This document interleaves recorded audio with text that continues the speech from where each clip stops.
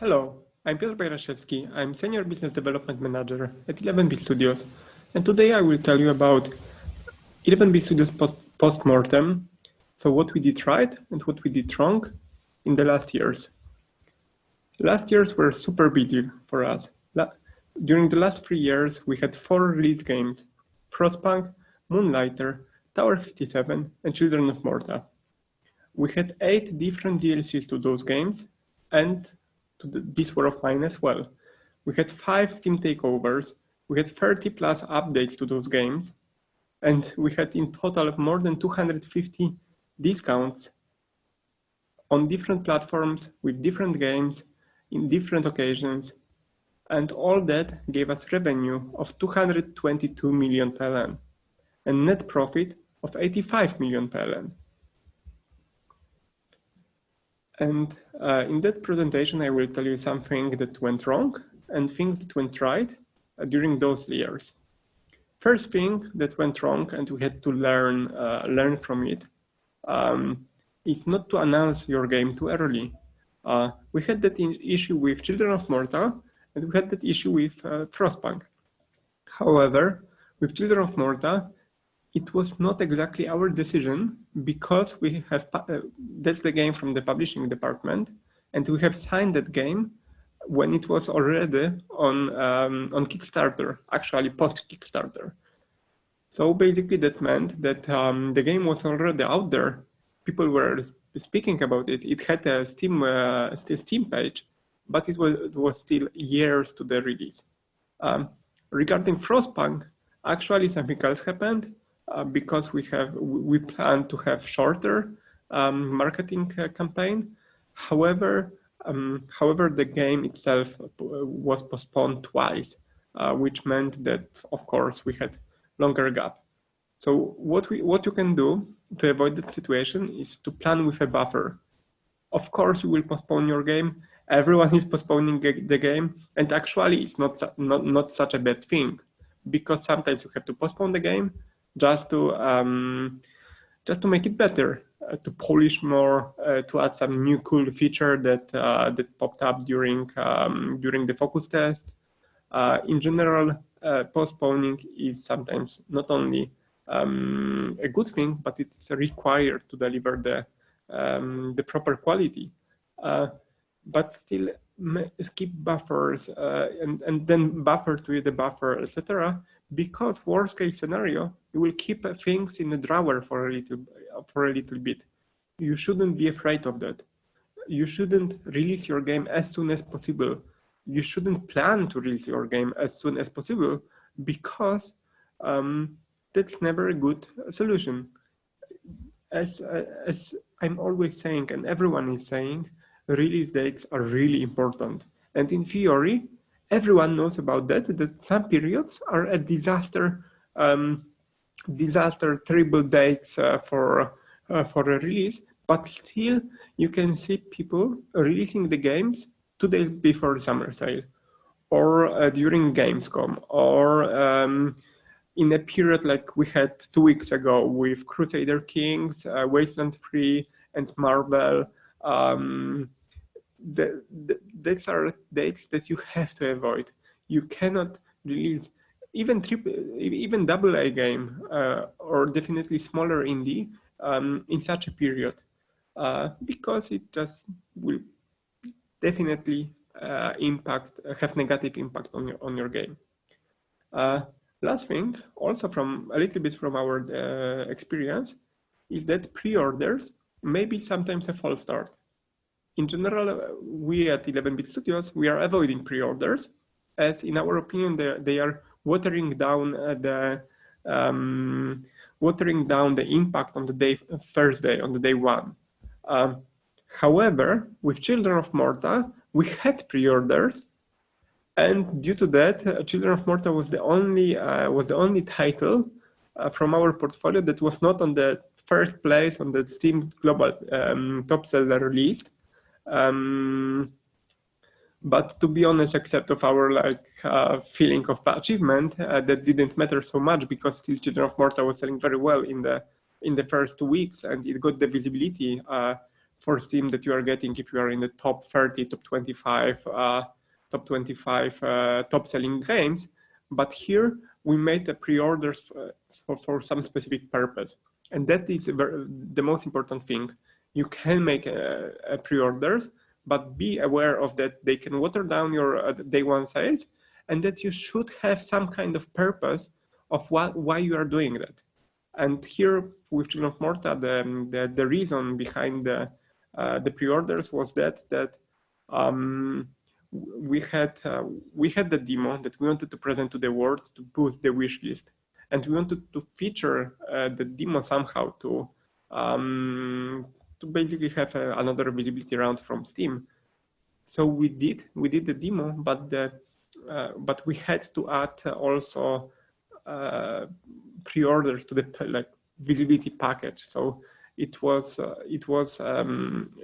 basically we had to add pre-orders with along with the start of the demo, and that was a requirement from Steam.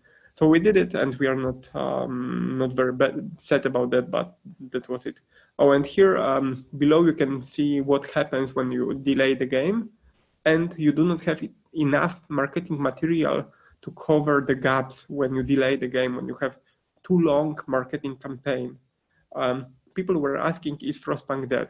And why we are not publishing anything new, etc., etc.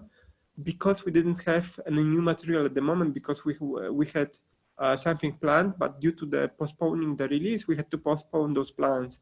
And then you have a gap, and that gap could be not so good for your game. So what we did right is definitely gaining the pre-release visibility. Such things as I just said with Children of Morta, with the demo of Children of Morta before the release, but also 1 million cuts that we are doing. It's never one thing that will make your game popular. It's never one trailer, one award, even if it's an award from Indicate or some big PAX event or anything like that. It will never be big enough to sell your game, to promote your game. It has to be series of articles, series of YouTube videos by different influencers, etc., etc. And that in total will give you those millions cuts to promote your game.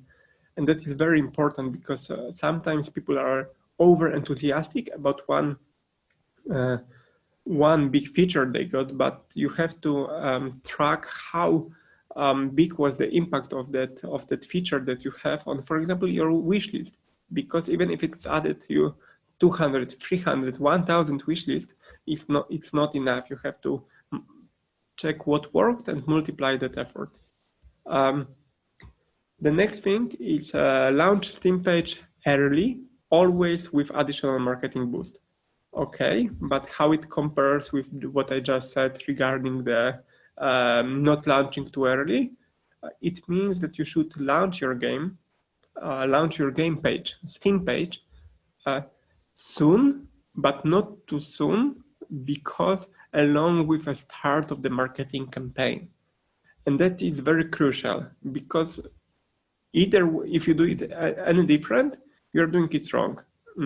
If you launch your game, your Steam page before the first any marketing visibility that you will get, you have a page that no one is visiting, and then you can teach Steam algorithm that your page is not view-worthy, it's not interesting, and that's a very bad thing. And on the other hand, when you have marketing boost, but your release is 2 years from now, you have visibility, but that visibility is not redirected to Steam wishlist or basically Steam page. Probably after 2 years, people won't remember that was the game they have seen 2 years ago. And that's the purpose of wishlist, to remind them. And as I said, building up wishlists is super important. There is a popular thinking that old wishlists are useless. Honestly, I disagree.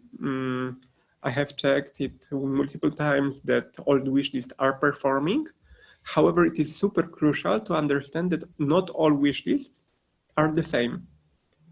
By that I mean even if you think about that from the logical perspective, if someone saw your game somewhere, the gameplay at the PAX event, or even played by some YouTuber, and then he went by himself to Steam, to your web page, maybe even read the description, and then add the game to the wish list, that means that he put some effort in it, and probably he's interested in buying that game later on. However, that does not work the same if you have a prologue or demo on Steam, because if you have prologue on demo, which are a very good wishlist boost, but still those can be more empty wishlist with worse conversion ratio than the like organic wishlist, because here it's easier for someone to just bookmark your game with a wishlist. And that may happen when you have a demo or a prologue, that someone saw your demo and checked it with wishlist, but that means only that he's interested, maybe even in demo, that he just bookmarked it for later to try out the demo. It doesn't mean that someone played the demo, liked the game, and that he will buy that game later. Those are, of course, some people, if you have a demo, of course, some of them are like that, but it's not all of them. And it's important to remember them, because later there are a lot of developers are using those techniques on Steam to boost their wish list, but and then they're surprised that they are not working like wish list on the game that they had 2 years ago. Also, naturally, if more and more games are pushing to wish list right now, so people have a lot of more games on wish list. Okay, I think I have used all the wishlist words for whole week. So moving forward, it's super important to think about the first contact with a player. And that first contact with a player, I mean, not your contact with a player, but your game's contact with a player, that first contact with a player is super important. And it's usually your USP and short description. Because when you launch your game, of course, you made all the efforts before the release to put it to the press, to make some additional visibility, etc., etc. But still, a lot of people will find out about your game by seeing a banner on Steam. So it's super important for that banner to be good representation of your game. That's the first thing. The second thing is that once they click into that banner, so that can have a clear picture of what the game is about. So polish your screenshots, polish your USPs, so unique selling points, and polish your short description. Those three things are absolutely crucial. And very, very important, because you put all the effort to direct those people to your Steam page. So make sure that page is the best possible page that you can have. Sorry. So another thing that I have on the wrong side is to act quick post-release. It means that if you launch the game and you see that people are demanding something, and you actually plan to add that thing, announce it as soon as possible. That's something, and announce in general a roadmap as soon as possible. That's something that we did with Frostpunk and with Children of Morta as well, and with Moonlighter as well, to be honest. With all those games, we knew that there are some elements that people will want, so we announced the roadmap of the upcoming updates as soon as possible to address the issue that people had. Because in that way, you are giving the signal that, okay, we know that something is not perfect, or the game could be bigger, but we plan to do it soon. And that, even if it limits 5% of your negative reviews, it's worth it. Especially if you still plan to do those things, and also react to the feedback that players gives you. If you have some other plan, but you see that people require something completely different, change it. The customers is always right. And that's, for example, something that we did with Frostpunk. We have added post-release. Our development team decided to add the endless mode to the game, which worked out very, very well. So that's something about the roadmap. And regarding the DLCs, DLCs are very, very tricky and important thing, because some developers think that they can add the DLC or add the update, and that will be a major change of the direction that the game is selling. By that I mean, if the game had very bad start, it sold, I don't know, 1,000 copies. They want to add DLC and updates, and that will change totally the perception and the sales of the game. Sadly, it's not working that way. If your game had a bad start, probably in 99% of cases, it won't change the perception of and sales of the game.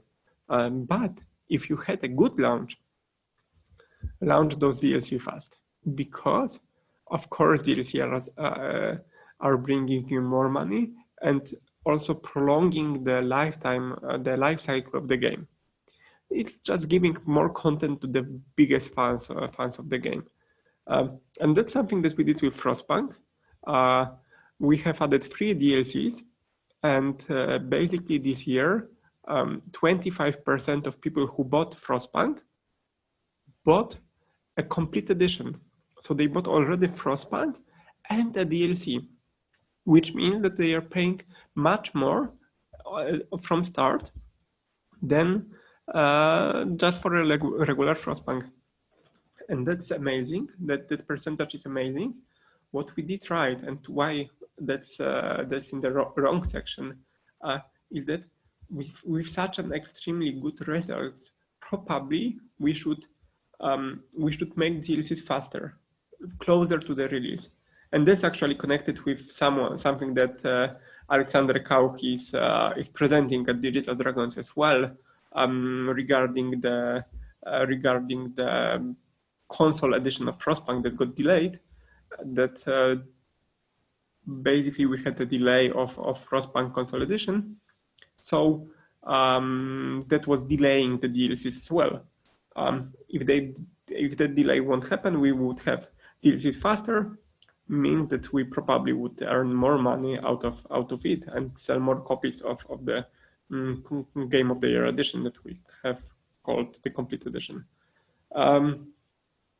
So basically that is the most important thing. If you plan to make a DLCs, make them fast, quicker. Also, last thing is to do not be afraid of bulk deals and discounts. That's in general something that should help you manage the life cycle of the game. They are your tools to promote your game on platforms. So basically, not making discounts is a waste of additional visibility that you can have. Also, some developers, they tend to have that feeling that they don't want to devaluate their game, so they are not discounting the game for the first half year, for example, lower than 20%, and basically does not make sense as well, especially on Steam, where 15% discount is not triggering you. It's not even triggering the wishlist notification. So basically, you have people waiting for a discount, waiting for your game to be reminded to them by a wishlist notification, but you are making small discounts or not making them at all, so there is no notification going to them. So don't be afraid, and act quick, act with a plan for the upcoming years after, or at least months after the release. And that's something that we did right in terms of searching for opportunities. During the last 3 years, we had 3 games in Xbox Game Pass. 2 games in Origin Access, 2 games in Humble Monthly, Frostpunk and Moonlighter, 3 games in Humble Bundle, 2 games in Epic Store giveaway, 1 mobile conversion, and dozens of bulk deals. And that's something that's generated along with the sales. It generated all the income that I have mentioned at the beginning, because those things are, as I mentioned once again, tools that you can use to promote, to boost your sales and to earn more. And also, it's not about money coming only from those games, but those are new players that have played your game, that have loved your game, that can be your future players, future promoters of your future titles, but also promoters of your games to the different platforms. That's something that worked very, very well with Moonlighter. We had, with Moonlighter, we had, the launch of the Switch Moonlighter was delayed 6 months after the launch of PC, but still right now, Moonlighter, the best-selling platform for Moonlighter is Switch. So basically what we are doing with all those deals is that we are bringing new customers to, new players to Moonlighter, maybe even for free, like we had in Epic Store giveaway, and then they are playing Moonlighter, testing Moonlighter, and then they are going on to the another device, which is Switch from PC, and they are buying the game on Switch. And that's something that worked really, really well. Okay, so that's a slide that a little bit fragile and sensitive, because it means that no one, even us, even bigger publisher than us, even smaller publisher than us, there is no magic wand that you can use to sell any game in hundreds of thousands of copies. Basically, no one has that power. And that's something that we learned from Tower 57, the game that we have launched 3 years ago. It sold pretty well, decent. It was a good game, but the problem was that it was a small game. It was a very small game made up by a small team of 2 guys. So basically, from the beginning, it didn't have a chance to be a big success. And the problem was that we were spending a lot of money, a lot of time, a lot of our attention to that game to boost it, to make the most out of it. And basically the audience was not there. So that's very important. Know your audience, don't be blind, look carefully about the audience, look carefully at the lookalikes, because it was a top-down shooter. And basically top-down shooters at the moment are a little bit like point and clicks that are basically not selling at all. So you have to take all of it into consideration and define and think about your USPs. Think about what's making your game special, and is it enough to sell that game to the wider crowd? Because there is no room for average games. And I'm not even meaning, I don't even mean bad games, but average games, the games that do not stand out from the crowd, which is very sad lesson, but sadly it's true. 3 years ago, in 2017, it was hard, but now it's even harder. The games that receive indie awards, all different nominations, etc., they win contests. After all, they are not. Some of them they are not selling. Despite of that, they are decent in the genre, but they are not good enough to conquer the market, to stand out from the rest. And that's exactly why we, as a publisher, scaled up. We are not taking small games anymore. We are making much bigger games with bigger budgets, because that space for small games is getting smaller and smaller. Basically now, even the indie game has to be polished, unique, well tested, has a great gameplay, great art style. It's not so easy anymore. So what we did right is, of course, monetizing the games, as you can see from the financial reports I have mentioned at the beginning.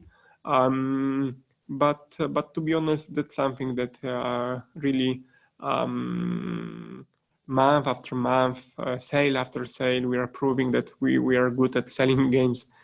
We have sold millions of copies of our games, and we have proved that release is not only the start. Release, of course, is super crucial, but what happens after the release is also very, very important. And the great example of that is that 2nd of June this year was the best day in terms of net revenue after the release of Frostpunk.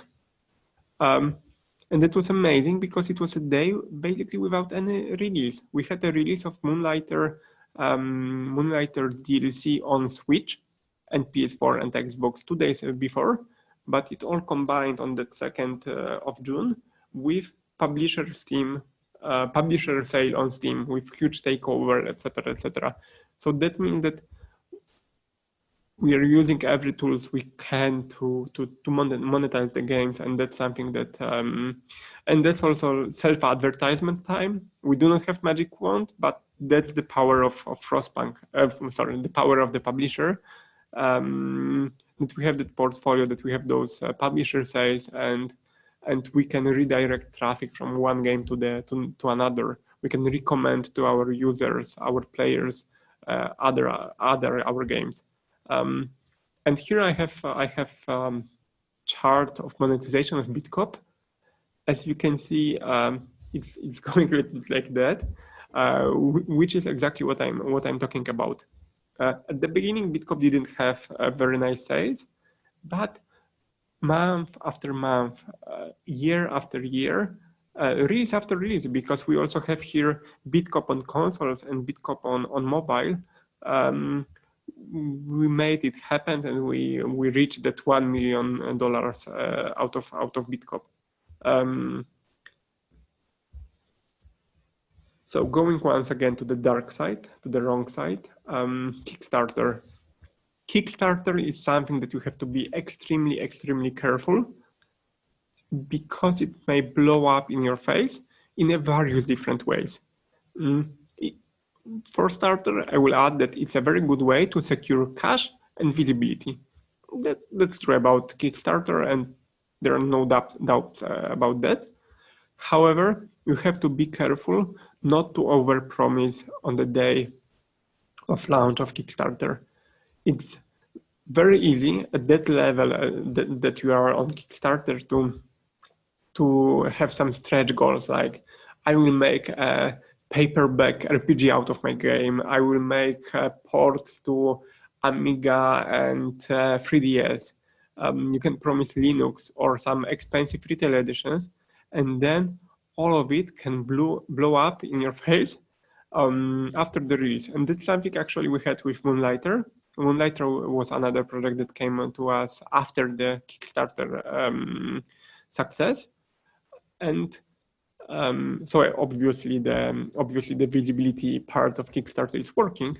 However, they have promised, right now I don't remember, I think it was 3DS port of Moonlighter, and at the stage of the development, it was a huge pain for us, and we had to back off from it because the Switch popped out on the radar. And we have decided that, okay, we are making a Switch version, so we have to resign from this 3DS version. And then there is a worst thing that the developer has to do. We had to apologize. We had to apologize for switching to Switch, by the way,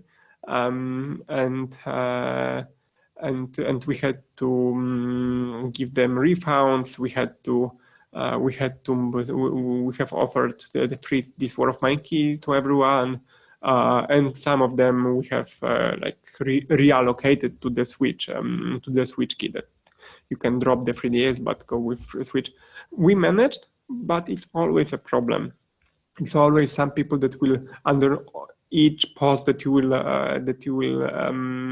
write, they will be super vocal about that you are a fraud, etc., etc. You have to be very careful not to let down your your player base, your fans, your biggest fans. Another thing is that the expensive retail editions, that's actually some other thing that is easy to promise, for example, hardcover art book in Kickstarter.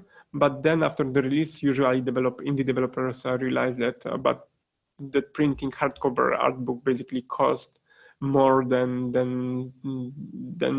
the Kickstarter paid for that additional tier. So just be careful about it and really think about what you are offering. The next thing about Kickstarter is that it's a double-sided sword. It's from the very technical and Steam point of view, the issue is that backers' reviews and sales, I mean the money that backers paid, are not registered on Steam naturally. Naturally with the sales, with reviews, not everyone remember about that reviews written by external users, and by external users, I mean users that activated your game via Steam key, are not counted in the overall score. So if you have very successful Kickstarter, it may be an issue that the biggest fan group of your game, the Kickstarter group, they write 100% positive reviews, but those are not counted to that reviews that you have on Steam, which sometimes may be an issue. And another thing is that failed Kickstarter is a disaster. It's a very bad sign for publishers. It's a very bad sign for partners. Basically, it means that you have already tried to gather attention, gather some money to your game, but you failed. And understanding why is super crucial, but it's always a bad sign. Another thing is that in board games, when you are making a board game, basically Kickstarter is must-have. We had this War of Money Kickstarter, and we have gathered £600,000, even more, as you can see on the screenshot. And now we are planning a Kickstarter for Frostpunk, which should happen next month, by the way. If you are interested, you are more than welcome to participate. Because with board games, it's a different market. There is no Steam in board games. The another thing that's right, and I'm particularly very proud of, is charity. And that's the core of 11-bit studios. So if we are making post-mortem, it's super important to remember about that we do not only make meaningful games, but we act meaningful. And by that, I mean that we are donating money to charity and helping people. With this War of Mine, we had separate DLC and dedicated sales. So sales where all money goes to charity. And with all of that, we have gathered more than $500,000 to charity, to World Child. And that's amazing. They built actually schools out of it. It's really something awesome. And with Children of Morta, we just have released the new DLC, Pause and Close, and during the first week we have already sold the DLC for more than $50,000, which means that we will donate more than $50,000 to charity. That's really, really awesome. Okay, the last thing regarding the wrong side is super crucial to pick your fights. It's very, very important to be able to let go of some opportunities, because especially when your game will succeed and you will be at that phase when you have to plan the DLC, the rollout plan, etc., you will have a lot of business opportunities around the world coming to you and proposing to do something together. It can be a streaming platform from Brazil. It can be some cross-referencing game coming from your best pal or something like that, which in general, if you have unlimited resources and unlimited time, probably everyone would love to do everything. But sadly, you have very limited time because you have to act quick because your game is getting older. And you just have to say no to some things, because otherwise you can lose focus on the most important things that are after the release. And also it's before the release, because, for example, there is a retail. If you are a medium indie game or small indie game, you probably will receive some retail opportunity, but you have to check what is the minimum order quantity, the quantity that someone want to order and manufacture for the day one, and how much you will actually earn from that, because it may be, okay, some police is coming, sorry for that, because that retail is kind of a golden cage in terms of release dates, because you have to make a gold disc master. So the master that the disc that will be manufactured and actually put in the boxes, the retail boxes, it has to be 6 or 8 weeks or even 12 weeks on some platforms before the release. So you have to have your game ready earlier. Maybe for that you have to go through the certification. You have to spend a lot of effort on something that and use time that you can use on polishing the game, for example. So make retail, but only if it's really good for you, and probably Switch, because retail on Switch is bigger than PS4. And also do not expect to sell in retail if you're a small indie game and you are post-release and you have sold a couple of thousand of copies on PS4, then do not think that retail will turn it around. That's sadly not working. Merchandise, hardware bundles, that's the same thing. Just pick your fights and make sure that's something that's really if you're making some new reseller or some hardware bundle in some specific country, etc., just be sure that it will be worth a while, and the same go with smaller key resellers. There are a lot of them, but each key reseller requires your attention. You have to sign the agreement, you have to report, issue an invoice, etc., make the home pages there, etc. So be sure that it makes sense. If it does not make sense, you can just use, for example, aggregator. There are aggregators like Nextway, Plugin Digital, Storm, etc. that will gather all those smaller resellers.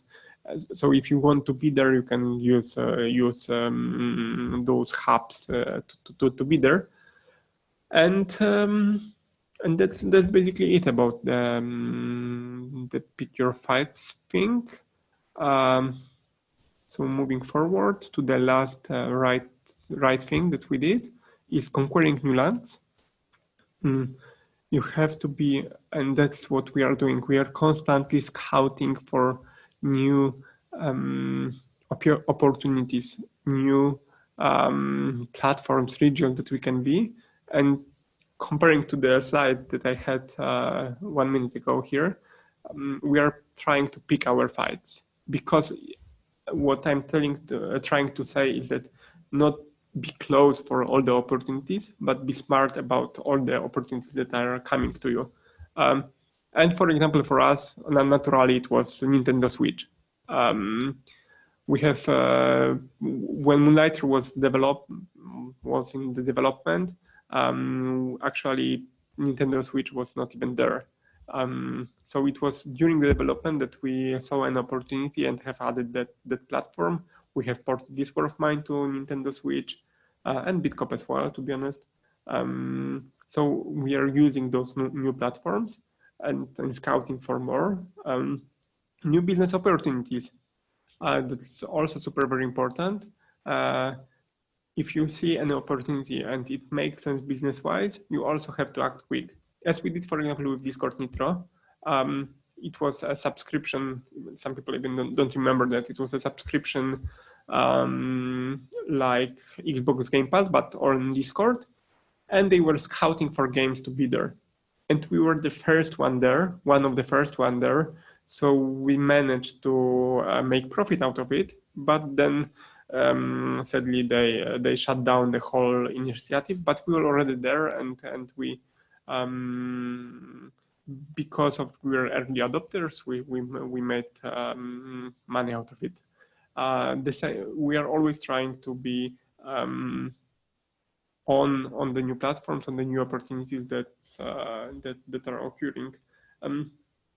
Similar with simplified Chinese, now it's obvious. Now it's a must. Everyone has to translate the game to simplified Chinese.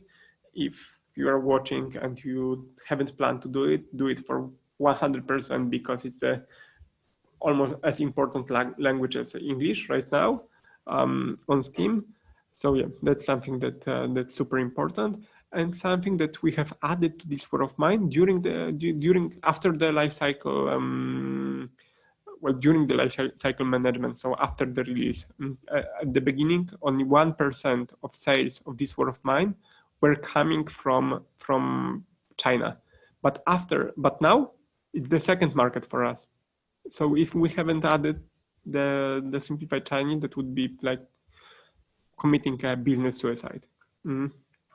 Also, scout for new regions, especially if you are successful on some platform. There is no sense in searching for new regions, for example, for PlayStation 4, if your game haven't sold on PlayStation 4. But if you have a game that's successful on Switch, you should